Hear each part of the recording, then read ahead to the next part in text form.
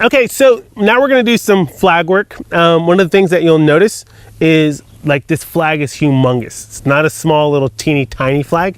This is another one of those hacks, if you will, that's gonna make your training so much more efficient, and where you're going to be able to expose your horse to so much more and get them to move further along in their training, but to do so pretty solid where they're not regressing.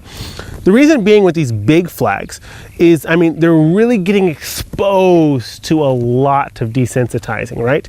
If you look at traditional desensitizing where people are flagging, generally it's a small, you know, like a steady stick with a flag on it, and that's good. You can do some of that, that's great, but if you use a big flag, you're actually exposing them to more stimulus at a time. But the key is, of course, like with everything, we want to be very gradual with the way that we approach it. Now, you can see this doesn't seem to really be bothering him at all. He's not snorting or recoiling or backing up. So I'm really pleased with how brave he is here. But of course, again, like with everything else, this is about how he interacts with it, not just the fact that he does. So I like that he's lowering that head here. Right there, I'll just kind of take the flag away. Let him know that was a good decision because he's nice and quiet. I like that he's connecting, that he's stepping in.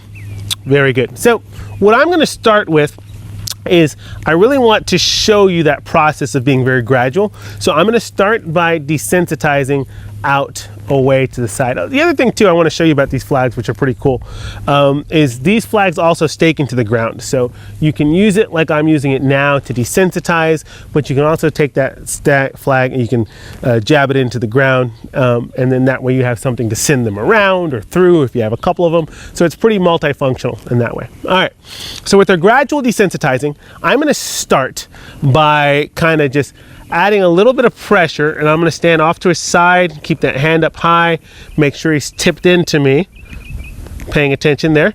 A little bit of pressure as far out as my arm can reach, okay? I don't want to start like right here because he could potentially freak out and be worried about it. It doesn't seem like he is. So I'm going to start right here and make sure that he's comfortable. See that head pop up, right? So we know that we're starting to get him in that pocket where there's enough of a reaction immediately. What does he do? He disconnects, okay? So it's not about him just standing there. It's about him standing there, but I also want to see if I can get him to connect. So I'm gonna start first by just seeing if I can step over and get him to connect without pulling on the lead. He came a little bit, but not all the way. Now I'm gonna just gently kind of pulsate.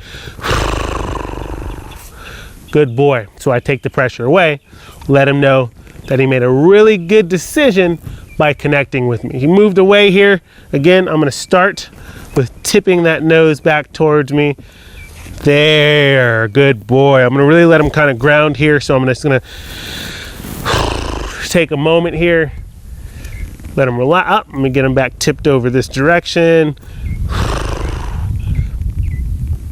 Again, it's not about the correction, it's about just getting back to that connection. I'm not gonna keep him from looking off. There's horses, there's cows, there's folks riding out there. He wants to see what's going on. I'm gonna say, hey, you can look at that, but when you come and connect with me, I take the pressure away. I might even go in there and give you a rub. Yes, sir, what a pony. Good boy. Awesome, good. Let me get you back here. And so if my horse is preoccupied with, oh, good boy, with everything else, then what that tells me is I'm not doing enough connection stuff, right? So I really want to take the time, work on that connection and build that so that now he's more engaged with me and what's going on here. He's not all out over there, right? Oh, good pony. And again, right now, I love this curiosity. I'm going to encourage that. I'm going to reward it and let him know he made a good decision. So I'm going to go right back now. I'm going to pick up the flag. Ah, look at that. He didn't immediately crank that head all the way around. He's still kind of oriented away. Oh, there. That time he brought that nose in on his own. I didn't have to ask him. Very good. So you see us making these connections here, guys. We are building a pattern of history that is going to directly translate into the work that I do under the saddle, where he's going to look to choose me instead of running away to the nearest exit or freaking out or running backwards or kicking out or bucking or whatever, you know, your horse might do. We really want to encourage him to connect, to build that history, to build those patterns that he can always draw back on. So let's see what happens this time when I pick it up.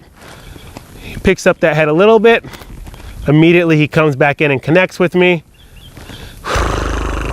Good pony, love that. And again, here we go. Less of a movement there, I love it. Staying connected though the whole time. Oh my goodness, I gotta take the pressure away. Run in there, let my pony know he's the best pony in the world. Yes, sir, Mr. Badger, very good. Oh, this is a good pony. I like this pony. He's doing so well. Okay, here we go again. Pick up on it. Oh my goodness, that was the best one yet. Okay, that's what I mean by being gradual. We're gradually building that confidence so that he's more and more confident with what we're working on, right? So now that he's okay with it over here, I love this, good.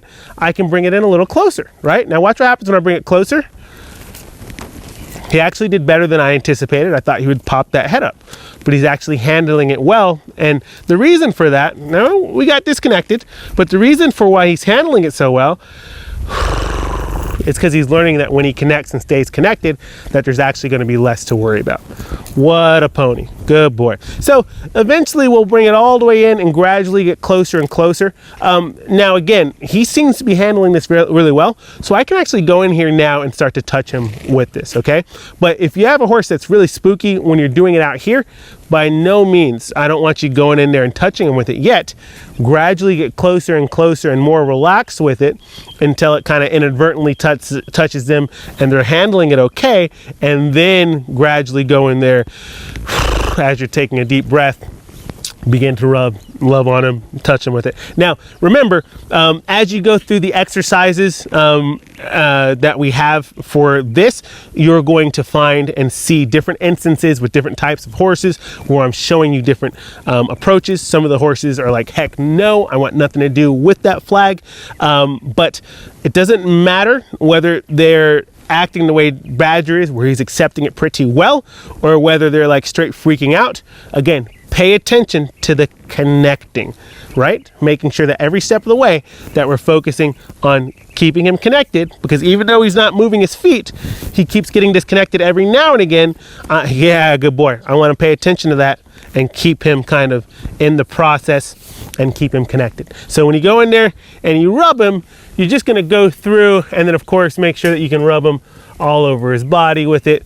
And your job isn't for him to stand here perfectly, guys. We want to find holes, because when we find the holes or the things that he's overreacting to, that gives you things that you can begin to work on. So I'm just going to try this just to see. Man, he's doing so well. Love it. Love it. That head's not popping up like it started and we're so close. I'm going to see if I can incline him just a little deeper towards me. Get him to really choose. Oh, love that. And I'm going to take it away. I'm going to come in here. Oh my goodness. This is Badger, my best friend here. Good pony. Be gradual when you do your flag work. Don't move too quickly. Make sure you focus on the stuff that actually counts, and that's the connecting.